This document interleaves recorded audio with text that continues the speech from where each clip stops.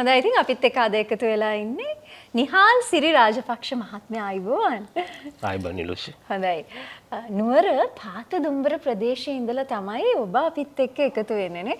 හරිම ලස්සන ප්‍රදේශයක් නුවර කිව්වම ඒ කියන්නේ කඩුගන්නාව පැත්තද මේ නිහාල් සිරි මහත්මයා කියන විදියට. ඔව් කඩුගන්නාව පහු කරලා අපි නුවර නගරයට ගිහිල්ලා නුවර නගරේ ඉඳන් කිලෝමීටර් 20ක් විතර ඈතින් පන්විල උඩුගොඩ කියන ප්‍රදේශයේ කියන්නේ නක්ලස් කඳු වලින් වට වෙච්ච හුන්නස්ගිරි කන්ද පාමුල තියෙන සුන්දර ගමක තමයි මම වාසය කරන්නේ.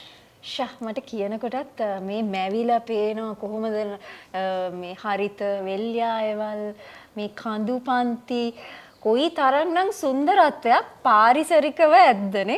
සදාහරිත කොළ පාට තියෙන පරිසරය. පරිසරයක ඉපදිලා දැන් ඒ දවස්වල දැන් ඔබේ කාලේ ගැන කතා කරනකොට තාක්ෂණය එච්චර දියුණු නැති කාලෙක තමයි ඔබ ඉපදෙන්නේ මේ වගේ ගම්මානයක. ඉතින් සුන්දරත්වයත් එක්ක ඉපදුනාට තාක්ෂණය අතින් සහ පහසුකම් අවම ප්‍රමාණය තමයි ඔබ මේ ගම්මානවල ජීවත් වෙන්නේ. දැන් තාක්ෂණයක් දියුණු වෙනකොට දැන් ඉස්සර නම් ඒ කාලේ කියනවලු අර ඔබ කිව්වා වගේ කඩු ගන්නාවෙන් මෙහාට આવොත් තමයි වැඩේ වෙන්නේ කියලා. වැඩේ වෙන්නේ කියලා කෝල් එකක් ගන්න. කියන්නේ මං හිතන්නේ මේ ටෙලිෆෝන් තිබ්බේ කියන්නේ ඒ කාලේ. කලා ශාස්ත්‍රයෙන් එළියට එන්න බෑ. එළියට එන්නවත් බෑ. ගමනාගමන පහසුකම් අඩුයි. ඔන්න ඔය වගේ බොහොම රස කතන්දර තියෙනවා.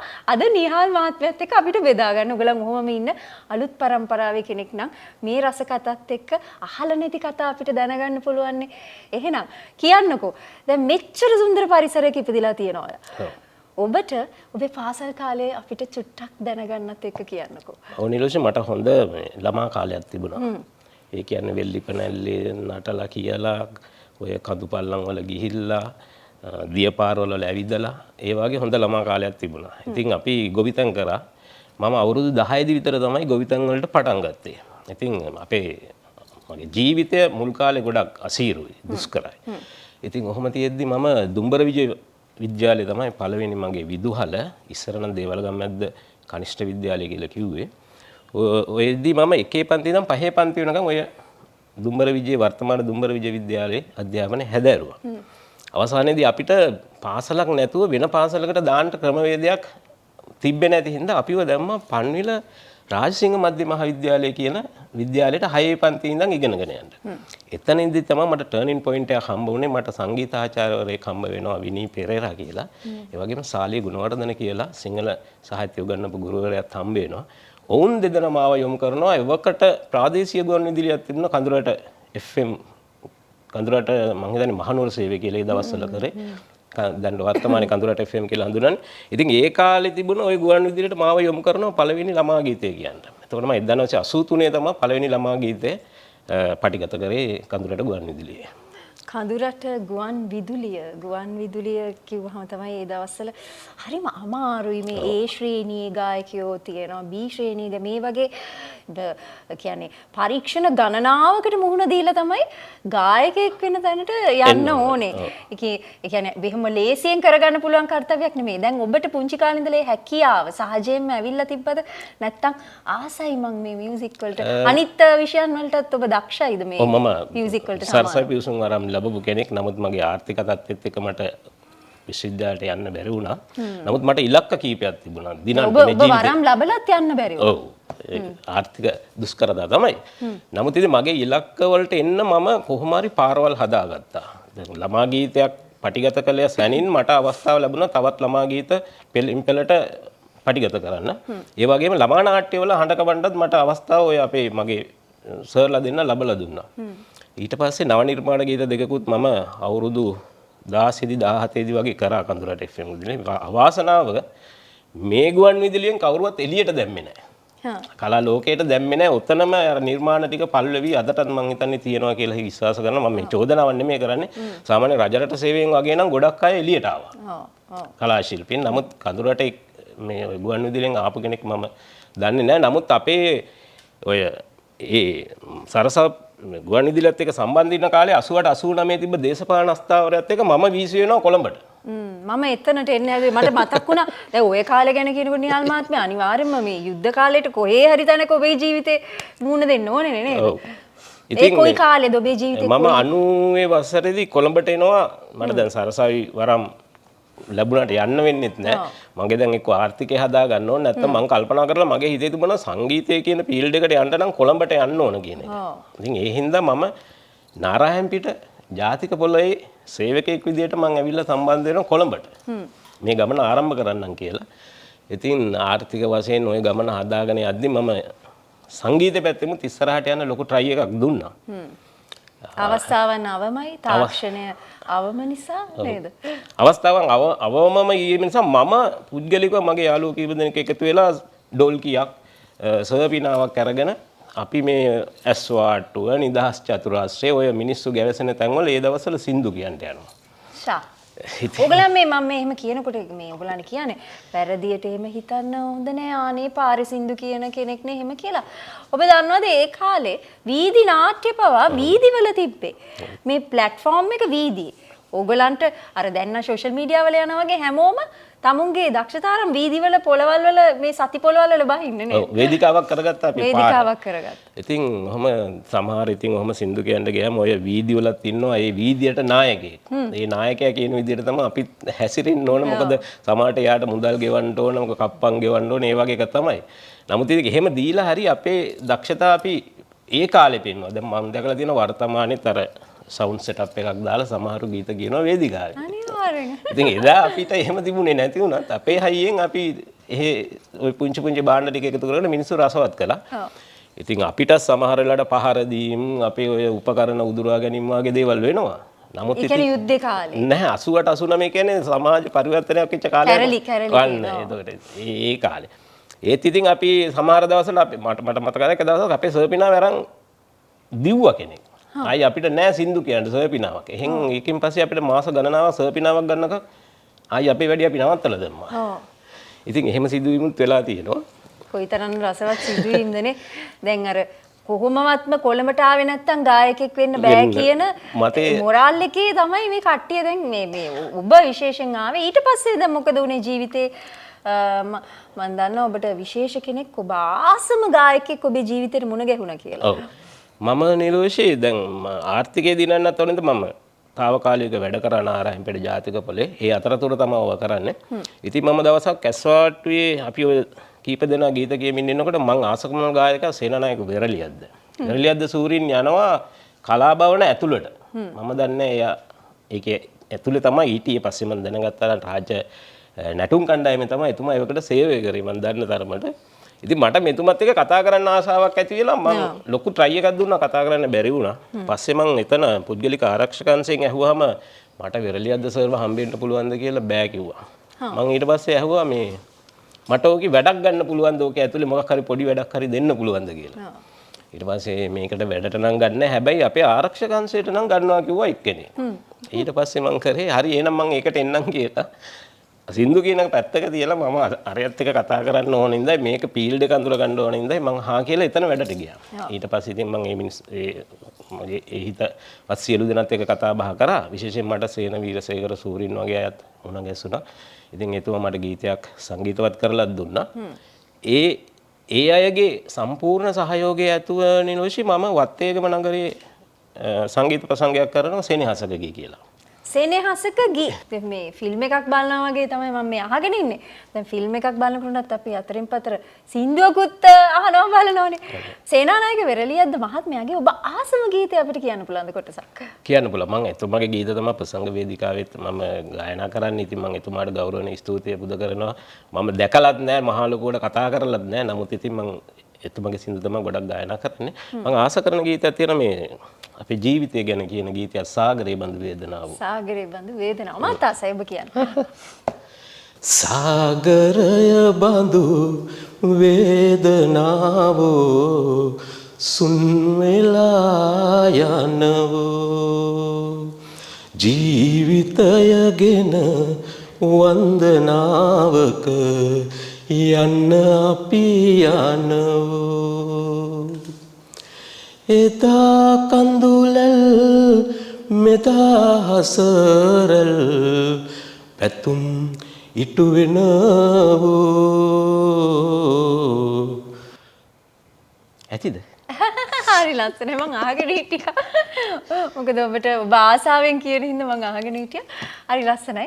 දැන් සේනානායක වෙරළියද්ද මහත්මයාව හම්බ වෙලාවත් නැහැ කියන්නේ. කතා කරලා තියෙනවා එතුමාට මං ගැන මතකයක් නැතුව. හරි මට මතකයක් තියෙනවා එතුමත් එක්ක මං කතා කරා කියලා. ඔව් ඉතින් ඒ මතකයේ ඔබට තිබ්බහම ඇති ඔබගේ ආසම ගායකයා හින්දා ඉතින් මං ප්‍රාර්ථනා කරනවා ඉස්සරහටත් ආයෙමත් ඔබ ඊට අමතරව ඔබ කාටද මේ ආස වෙන යම් ගායකයෙක් කරුණාරත්න දියුල්ගනී මහත්මයාගේ ගීත මම කියනවා. මං හිතුවා.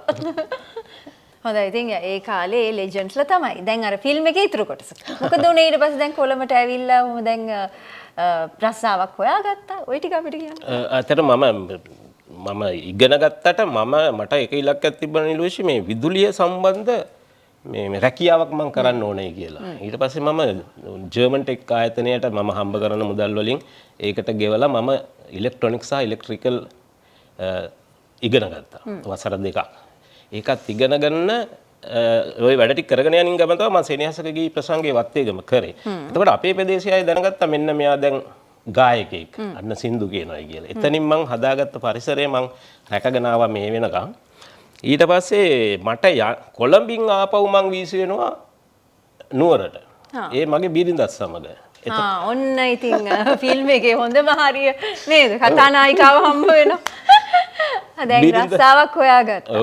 ඒ අතරේ සින්දුත් කියනවා. ඔන්න දැන් කතානායිකාව එන්ට වෙනවා.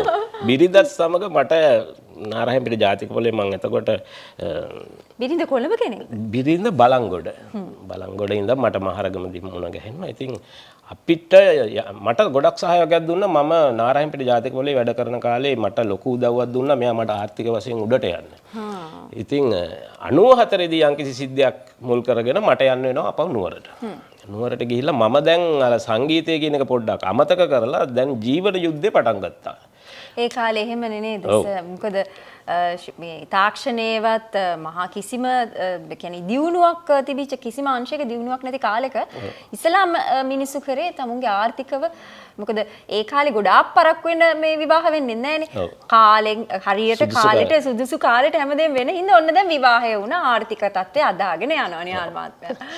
ඒත් මම විවිධ මේ දැන් මම විදුලිය සම්බන්ධ රැකියාවකට යන්න පෙරම් පුරුවත් අපිට යන්න ඒකට යන්න අවස්ථාවක් නැහැ. ඉතින් කියන්නේ විවිධ විදියට නේවට ගන්න. නමුත් මම අර කොළඹ ජාතික කලාභවනට රිංගපු උත්තරේම මම එතන යොදාගත්තා.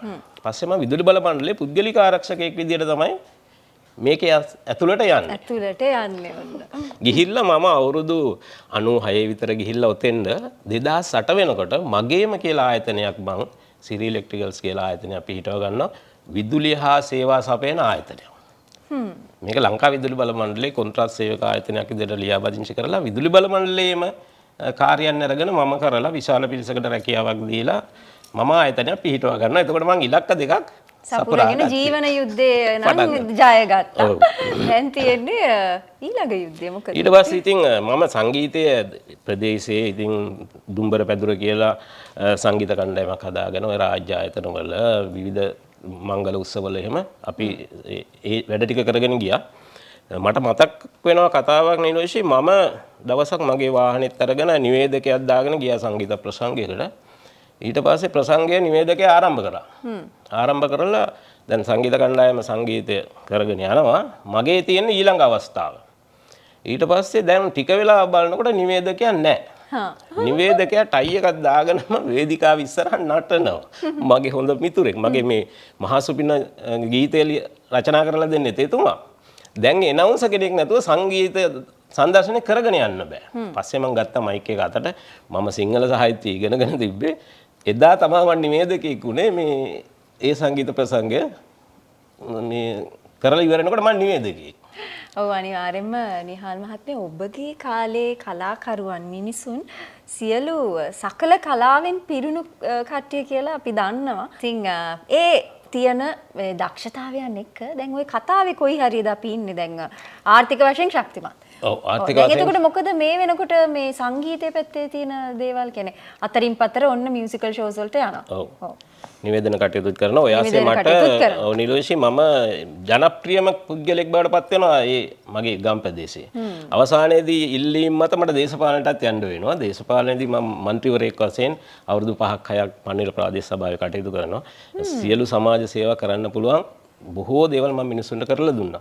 ඒ වෙනකොට නිනලොෂි මම ළමයි දෙන්නගේ අධ්‍යාපනය ඉවර කරන මට්ටමක හිටියේ. ඊට පස්සේ දැන් මම නිදහස් මම දේශපාලනිමුත් ඉවත් වෙලා මේ දියණියන්ගේ අධ්‍යාපන කටයුතු වලත් ඉවත් වෙලා මේ කියන්නේ වගකීම් වලින් චුට්ටක් නිදහස් වෙලා ඊට පස්සේ මම දැන් ආපහු අර ඉලක්කය මගේ සංගීත ෆීල්ඩ් එකට එන ඉලක්කය මම අතට ගත්තා. ඉතින් රැකියාවත් මම දැන් ස්ථීරවම කරගෙන යනවා. ඒක ගැටලුවකුත් නැහැ. ඔය කාලේ නිලෝෂි මට පාසල් මිතුරෙක් හිටියා කල්යාණ මිතුරියක් සුජීව චාන්දනි පෙරේරා කියලා විශාරදවරිය. ඇය තමයි මගෙත් එක්ක සංගීත දිවියේ ගොඩාක්ම හිටියේ කාලයක්. ඇයගේ මාර්ගයෙන් මට ලාල් අමරසිරි කියලා අපූර්ව මිනිහෙක් හම්බ වෙනවා මට. එතකොට මේ අපූර්ව මිනිසා බොහෝ නිර්මාණ වලට ලංකාවේ දායක වෙච්ච කෙනෙක්. CD පැටයක් නිකුත් කරපු කෙනෙක්, දක්ෂයෙක්, ඕනෑම කලාකරුවෙකුට තමන්ගේ දැනුම ඒ හැකියාව නිර්ලෝභීව ලබා දෙන කෙනෙක් තමයි ලාල් අමරසිරි කියලා කියන්නේ. එතුමා මට මුණ ගැසෙනවා මගේ අර මිතුරෙගේ මාර්ගෙන්. ඊට පස්සේ තමයි මගේ ඊළඟ සංගීත ගමන පටන් ගන්න එතුමත් එක්ක. එතුමා තමයි මගේ නිර්මාණ ගොඩකට සහාය දක්වලා තියෙන ගොඩක් මේ මෑතදී එලි දක්වපු කුඹුක්කනේ ගීතයත් එතුමාගේ නිර්මාණයක් වචන සහ සංගීතය. මම ඉතින් එතුමා මේ වෙලාවේ ඉතාමත් ගෞරවයෙන් යුතුව සිහිපත් කරනවා. අන්න ඉතින් අපි හරි තැනට ආවා. අන්න ඉතින් නැවැත්තුවා අපිට අද කතා කළ යුතු තැනට ඇවිල්ලා කුඹුක්කනේ. ඔක තමයි නිහාල් මහත්මයාගේ සංගීත ජීවිතයේ මේ ජීවන ගමන මේ හැම දෙයක්ම පසු කරගෙන ඇවිල්ලා අද වෙනකොට කුඹුක්කනේ කියලා උගේ පළමු මියුසික් වීඩියෝව සහිත ගීතය එලි දක්වලා තියෙනවා. ඉතින් මේ වෙනකොට YouTube වලට ගිහිල්ලා ඔයගලන්ට බලා ගන්න පුළුවන්. සහ අපේ channel සීනාලිකාවත් එක්ක එකතු වෙලා හිටියොත් ඔහුගේ ගීත අපි පෙන්වනවා. මම මේ ඇත්තටම එක කාරණාවක් කියන්න ඕනේ. මේ වෙනකොට දැන් සාමාන්‍යයෙන් 95න් 2000න් පස්සේ ප්‍රතිච ඕනම කෙනෙකුට සෝෂල් මීඩියාව හරහා අවුරුදු 13න් ඒටත් අඩු කාලෙකින් ස්ටාර් කෙනෙක් වෙන්න පුළුවන් අවස්ථාව තියෙනවා. ඉතින් අපේ කියන්නේ සාමාන්‍යයෙන් අපේ ජීවිතවල අර තියෙනවනේ පරිච්ඡේද ගලාගෙන යනවා. ඒ කාලෙන් කාලෙට මොන දේවල් තත්වයන් තිබ්බත් වයස බාධාවක් නෙමෙයි. අද සියලු වගකීම් වලින් නිදහස් වෙලා ඔහු සූදානම් කලා ලෝකයේත් එක්ක එකතු වෙන්න අපි අපේ නාලිකාවෙන් මේ විශේෂයෙන් මේ My First Track කියන ප්‍රෝග්‍රෑම් එකෙන් ඕගලන්ට කියන්නේ එකතු වෙන්න. කලාවට වයසක් නැහැ, පාටක් නැහැ. ඉතින් ඒක විශ්ව භාෂාවක් නේද නිහාල් මහත්මයා? ඔබට කිසිම වෙලාවක එහෙම දුකක් නැද්ද? ඔයාට කරගන්න පුළුවන් වුණ කාලයක කරගන්න බැරි වුණානේ කියලා එහෙම නැහැ. එහෙම එකක් නෑ. කනගාටු වෙන්න මට මතකයි නිලුෂි මගේ ওই සෙනහසක ගී ප්‍රසංගයට පෝස්ටර් මුද්‍රණය කරන්න ගියාම ඒ දවස්වල ඉතින් පෝස්ටර්නේ තිබුණේ. ගියාම මරදානේ සෝමපාල හේවාකපුගේ කියලා මහත්මයෙක්ගේ මේ මුද්‍රණාලික තමයි මම මුද්‍රණය කරේ මගේ පෝස්ටර්. මම එතනදී දුටුවා අපේ නිරෝෂා විරාජනී මහත්මියගේ මේ සංගීත ප්‍රසංගයක මගේ දිනේම පෝස්ටර් තොගයක් එතන තියෙනවා. ඉතින් එතුමිය ගිය ගමන් මඟයි මං ආපු ගමන් මඟයි ඉතින් ලොකු වෙනසක් තියෙනවා. නමුත් අපි එකට පටන් ගත්තත් සමහරු ඉක්මනින් එනවා, සමහරු පරක් වෙලා හරි මේ ශේෂ්ත්‍රයට එනවා. තමුන්ගේ ස්ටාර් එක කැරකෙනවා කොහෙන් හරි. හොඳයි. කුඹුක්කනේ ගැන අපිට කියන්න කොහොමද මේ ගීතය හැදුනේ, කොහොමද මේකේ පද රචනය එතකොට සංගීතය මුසු වෙන්නේ, ඒ දේවල් කොහොමද සංකලනය? ඒ ගැන අපිට අදහසක්. ඔව් කුඹුක්කනේ ගීතේ මම අර මිතුරියන්ගෙන් අඳුරගත්ත මේ අපේ ලාල් අමරසිරි සූරීන් ළඟට ගිහිල්ලා කතා කළාම එතුමගේ පද රචනයක් තමයි මේ කුඹුක්කනේ කියලා කියන්නේ. මේ ගොඩක් අය අහනවා නේ මේ කුඹුක්කනේ කියන්නේ මොකක්ද කියලා. මේ කුඹුක්කනේ කියන්නේ එයාගේ නිර්වාණශීලී හිතට ආපු හිතලුවක්. ඒක වැවක් ගැන තමයි කියන්නේ. මේ වැවේ පෙන කැටි වාගේ තමයි මේ නගාගේ හිනාව කියලා කියන එක තමයි මෙතන කියන්නේ උත්සාහ කරලා තියෙන්නේ. ඉතින් එතුමා මට ඔක රචනා කරලා දීලා සංගීත නිර්මාණයක් කරලා දුන්නා. සිනේ ආර්ට් ආයතනය තමයි ඔකේ රූප රචනය කරේ. ඒ වගේම ෆස්ට් ප්ලේන් ආයතනයේ දමින්ද මහත්මයා තමයි පටිගත කිරීම කළේ. ඉතින් මම ඕක කරගෙන ඉද්දි මට අහම්බෙන් channel C ආයතනය මුණ ගැහෙනවා. මං හිතනවා මගේ හම්බෙන් උනත් හොඳ තැනක් හම්බ වෙලා තියෙනවා. මං කතා කරපුවාම මං හිතන්නේ එතුමාට මේ මම ඇත්තටම අදටත් එතුමාගේ නමවත් දන්නේ නැහැ. මමට අයියේ කියලා කතා කරනවා, මම මල්ලි කියලා කතා කරනවා. ඉතින් සුහදතාවයක් ගොඩ නැගුණා. ඒ සුහදතාවය මට ඊළඟ ටර්නින් පොයින්ට් එක මම channel C එකෙන් පටන් ගන්නවා. ටර්නින් පොයින්ට් එක කොහේ වුණත් හොඳ තැනකින් තමයි පටන් ගන්නෙ. හොඳයි. දැන් ඔබගේ ගීතය කුඹුක්කනේ. මම මේ අහන්න හිටියේ මේ හැම සින්දුවකම මේ අමුතු භාෂාවක් තියෙන. ඒ කියන්නේ අපිට දැනගන්න ඕනේ මේ දැන් මේ වචනවල තව දෙයක් තියෙනවා, තව තේරුමකුත් තියෙනවා. ඒ ගැන පොඩ්ඩක් කතා බහ කරන්න ඉස්සෙල්ලා මට හිතුණා කුමුක්කනේ ගීතය. දැන් අපි මේ වෙනකොට මේ අපි මේ ප්‍රොමෝට් කරන්න මේ සින්දුවනේ. මේ ගීතයෙන් කොටසක් ගායනා කරලා පෙන්නන්න. කියවන්න ඉන්නේ. කුඹුක්කනේ වැවුදොරකඩ සුදු පෙන කැටි පානා හින්නගේ උඹේ හිනාව වගේ මට පේනා. හොඳයි. දැන් ඔබ මේ කියන්නේ ඇත්තටම ෆලෝ කරන්නේ අර ඔබටම ආවේනික වූ ගීත ශෛලියක් නේද? සිංහල සංගීතයත් එක්ක ඒ ජනවහරත් එක්කම යන ගීත තමයි මම තෝරාගන්නේ. අර සමාජයේ කතා බහට ලක් නොවුණු මාතෘකා තමයි මම ගොඩක් වෙලාවට ගීතයක් සඳහා නිර්මාණය සඳහා යොදවන්නේ. වර්තමානයේ අපිට පද රචනවලවත් හොයාගන්න බැරි වචන ටිකක් ඒ කාලේ අර කරුණාරත්න දියුල්ගනේ මහත්මයාගේ සේනානායක වෙරළි අද මහත්මයාගේ වචනවල අර මේ පොඩ්ඩක් අහලත් හිතන්න ඕන එකක් තියෙන මවා ගන්න පුළුවන් එහෙම එකක් තියෙනවා. හරි ලස්සන. එතකොට මියුසික් වීඩියෝ එකට කොහොමද ඒ මියුසික් වීඩියෝ එක මම මගේ බිරිඳ බලංගොඩනේ. ඉතින් මම බලංගොඩ කල්තොට කියන ග්‍රාමයේ තමයි මගේ වෙල්ලියාය ලස්සන වෙල්ලියාය. එහෙදි තමයි රූපකථා කිරීම කළේ. ඒකෙත් ඉන්නේ මගේ බිරිඳගේ පවුලේ ඥාති දියණියක් සහ පුතෙක් තමයි ඒකත් හරි. එතකොට එයාලත් ඒකේ ඉන්නවා. ගමේ පවුලේ අය තමයි ඉන්නේ අර ඥාති පිරිසට. ඒ තරම් උදව්වක් තියෙනව නේද පවුලේ? හොඳයි. දැන් මියුසික් වීඩියෝ එකත් එක්ක කුඹුක්කනේ ගීතය ප්‍රථම වතාවට ඔබ එලි දක්වනවා. ඊට පස්සේ මොන කොයිතරම්නම් ගීත පටිගත කරලා රචනා කරලා කරගන්න බැරි වෙච්ච ගීත තියෙනවද? ඇයි කුඹුක්කනේ ගීතයම එළියට ආවේ ඉස්සෙල්ලා? මගේ අතරම මේ ලාල් අමරසූරින්ගේ ඉල්ලීමක් තමයි ඔය කුඹුක්කනේ ගීතය. ඉතින් ඒක නිසා මම එතුමාට ගෞරවයක් වශයෙන් පළවෙනියෙන්ම අපි ගීතය කරා. ඊට පස්සේ මම රහසින් හඬන්නම් කියලා CD පටයක් 2008 දී නිකුත් කරා. ඒක නම් මම හිතන්නේ මෑතකදී වෙන්න ඕනේ. මොකද රහසින් හඬන්නම් කියන්නේ බොහොම සරල අපිට තේරෙනවා. ඔව් ඒකේ මේ වාගේ ගීත තිබුණේ නෑ. මට සාන්ත ජලතිස්සේ රසූරින් එහෙම ගීත සංගීත නිර්මාණය කරලා දුන්න ගීත රාශියක් ඒකේ තියෙනවා. ඒත් ඉතින් අර මං කිව්වේ නිලෝෂේ මොනවා හරි නිර්මාණයක් කරලා කඩු ගන්නාවේ ගලෙන් පල්ලෙහාට ඒක ගේන්න බැරි නම් ජනප්‍රිය වෙන්නේ නෑ. එහෙම කතාවක් එහෙම කතාවකුත් තියෙනවා ඕනෝගලන් දැනගන්න. මමත් දැනගත්තේ ඔහුගේ. මොකද මේ ගලෙන් පල්ලෙහාට එන්නේ. කොළඹට ආවේ නැත්තම් මේක කරගෙන යන්න බෑ කියන මතේ තමයි. කොළඹට ආවේ නැත්තම් ගලෙන් පල්ලෙහාට එන්න බෑ කොළඹට ආවේ නැත්නම් හරි. ඉතින් ඒක එහෙම ඩ්‍රොප් වුණා ඒක. එහෙම ගීත ටික තියෙනවා තාම. පස්සේ කාලේ තමයි අර අපේ හඬයි ඔය ලාල් අමරසිරිසූරින්ගේ නිර්මාණකරණයත් එක්ක මම මේ පැත්තට තල්ලු වෙන්නේ.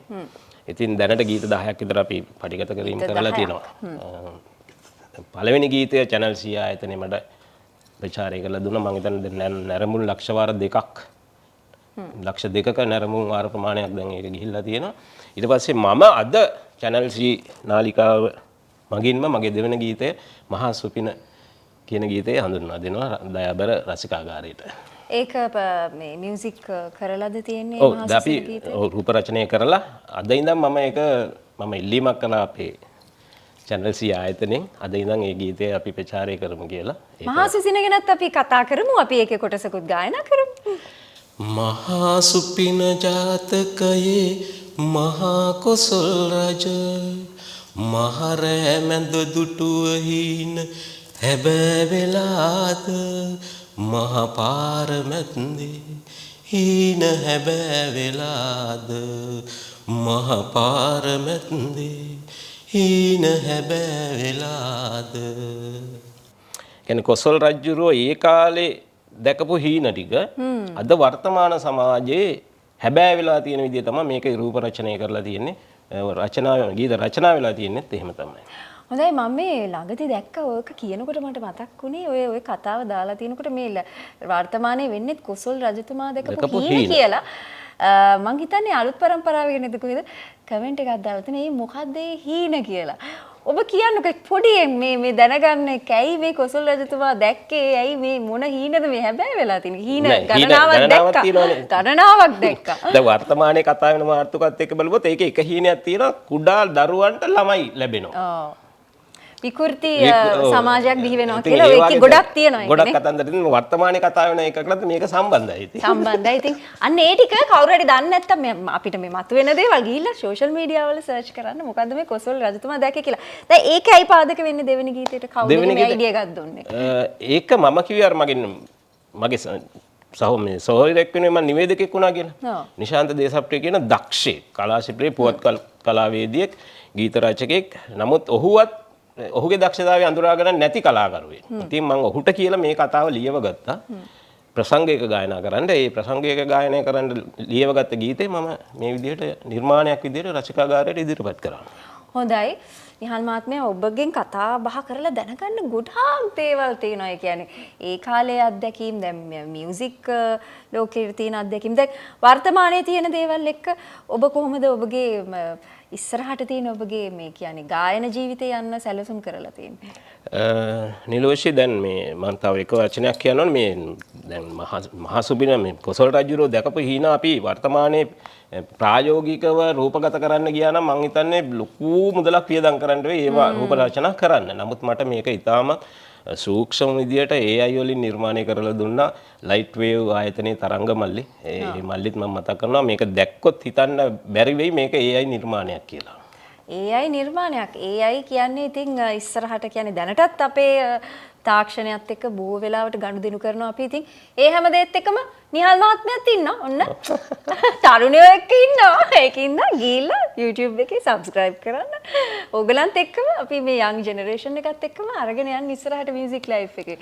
අර මං කිව්වා වගේ මොනවද තියෙන plans ඉස්සරහට? මගේ දුම්බර පැදුර කියලා YouTube නාලිකාවක් තියෙනවා. ඉතින් මං ගෞරවයෙන් දාබර රසිකාගාරයට ඉල්ලීමක් කරනවා මාව follow කරන්න. CD 30ද මොනවද album එකද? නෑ මගේ සින්දු තියෙනවා දුම්බර පැදුර කියන YouTube නාලිකාව. YouTube නාලිකාවේ ඒ ටික අර ඉස්සර CD කියලා කියපු ටික ඔක්කොම YouTube එකේ බලන්න පුළුවන්. හරි. ඊට අමතරව social media වල ඔබ කොහොමද? මම නිහාල් සිරි රාජපක්ෂ කියලා TikTok ඒ වගේම Facebook මාධ්‍යවල Facebook Instagram ඔක්කොම ඉන්නවා. දැන් හරි ඒකට අමතරව දැන් ඔබට ඒ රසික පිරිසනේ ඉන්නේ. දැන් කෙනෙකුට අවශ්‍ය වෙනවානේ ශාෂෝක්නේ අපි මේ පැදුරකට ගෙන්නමුනේ. එතකොට සාජ්‍යයකට ගෙන්නමු. අපි නැත්තම් එලිමහන් වේදිකාවට ඔබව ගෙන්නමු කියලා කෙනෙකුට හිතුනොත් ඔබ කොහොමද සම්බන්ධ කරගන්නේ? ඔව් දැනට අපි පැදුරු සාජ්‍යය දිගටම කරගෙන යනවා. පැදුරු සාජ්‍යය කියන්නේ පවුල් සම්බන්ධ කරගෙන සහ රාජ්‍ය ආයතන සම්බන්ධ කරගෙන අපි පැදුරු සාජ්‍යය කියන එක ආපහු සමාජය අතරට අරයි යන්න වැඩපිළිවෙලක් කරගෙන යනවා. ඒකදී අර පවුලේ 25 30ක් එකතු වුණාම බිම වාඩි වෙලා එහෙම තමයි මේ පැදුරු සාජ්‍යය අපි කරගෙන යන්නේ. එහෙම කරගන්න අවශ්‍යතාවයක් තියෙනවා නම් සහ මාව සම්බන්ධ කරගන්න කවුරු හරි ඉන්නවා නම් නිලෝෂේ 071යි 868යි 28යි 28යි කියන දුරකථන අංකයට මාව සම්බන්ධ කරගන්න කියලා මම ඉල්ලීමක් කරනවා. හොඳයි ඉතින් ඔයගලන්ට පුළුවන් නිහාල් මහත්මයාවත් ඒ පැදුරු සාජ්‍ය වලට ඔයගලන්ට අවශ්‍ය විදියට සම්බන්ධ කරගන්න. හොඳයි ඔබට දැන් ඔබට කාට හරි මෙහෙම උදව් කරන්න ඕන කට්ටියට සහ ඔබේ රසික පිරිසට ආරාධනා කරන්න පුළුවන් ඔබේ වචනයෙන්ම කුමුක්කනේ ගීත වලට සහ මේ ඔබත් එක්ක ඉදිරියට ඉන්න කියලා. ඔව්. මගේ ඊට පස්සේ නිලෝෂේ ගීත නිර්මාණය කරලා තියෙනවා මේ මම සේවය කරන ලංකා විදුලි බල මණ්ඩලයේ මම කොන්ත්‍රාත් සේවයක් තමයි සපයන්නේ. නමුත් ඒ අත්දැකීම් අලලා ලියවිච්ච ගීතයක් තියෙනවා මේ විදුලි සේවකයෙකුගේ ජීවිතය පිළිබඳව. ඉතින් ඒ ගීතයත් ලබන මාසේ මම අපේ channel 100 එකත් එක්ක කතා කරලා ලබන මාසයක channel 100 හරහා මම එළි දක්වනවා. ඉතින් මම ඉල්ලීමක් කරනවා මම දයාබර රසිකාගාරයෙන් මගෙත් එක්ක රැඳිලා ඉන්න විශේෂයෙන් සිංහල සංගීතයේ කකුලට නැතිව ඔළුවට දැනෙන හිතට දැනෙන ගීත අහන්න මගෙත් එක්ක එකතු වෙලා ඉන්න කියලා ගෞරවයෙන් උතුම් මං දයාබර රසිකාගාරයෙන් ඉල්ලා සිටිනවා. අන්න ඒ ඉල්ලීමට කන් දෙන නිහාල් සිරි රාජපක්ෂ මහත්මයා කියන්නේ ඉතා දක්ෂ ඇගේ යුතු මිනිසෙක්. ඉතින් ඉස්සරහටත් කියන්නේ ලංකාව පුරාම කිසිම බාධාවක් නැතුව ඔබ වැමතුව සම්බන්ධ කරගන්න පුළුවන්. ඕනම විදියකට ඕනම තැනකට යන්න පුළුවන්. මම දැන් නිදහස් මිනිහෙක්. නිදහස් කලාකාමියෙක්. ඉතින් බොහොම ස්තුතියි අද දවසේ මේ සියලු දේ බෙදා ගන්න channel C නාලිකාවත් එක්ක එකතු වුණාට. ඉතින් ඉස්සරහටත් නිහාල් සිරි රාජපක්ෂ මහත්මයාගේ සියලු ගීත ඔබට අපේ channel C නාලිකාව හරහා රස විඳින්න පුළුවන්. වගේම විශේෂයෙන් මේ දවස්වල ඔහුගේ ප්‍රචාරය වන අපේ නාලිකාවෙත් ප්‍රචාරය වන කුමුක්කනේ ගීතයත් එක්ක විශේෂයෙන් එකතු වෙන්න කියලා ආරාධනා කරන මියුසික් වීඩියෝ එක බොහොම ලස්සන මියුසික් වීඩියෝ එකක් නිසා වඩා සහ ඔහුගේ හඬ හරිම ලස්සනයි. හොඳයි ඉතින් බොහොම ස්තුතියි ඔබට අපිත් එක්ක අද දවසේ එකතු වුණාට. මේ වගේම බොහොම තවත් ලස්සන දවසකින් තවත් බොහොම දක්ෂතා පිරුණු මිනිසුන් අරගෙන My First Track සූදානම් ආයමත් දවසක ලස්සන විදියට එන්න.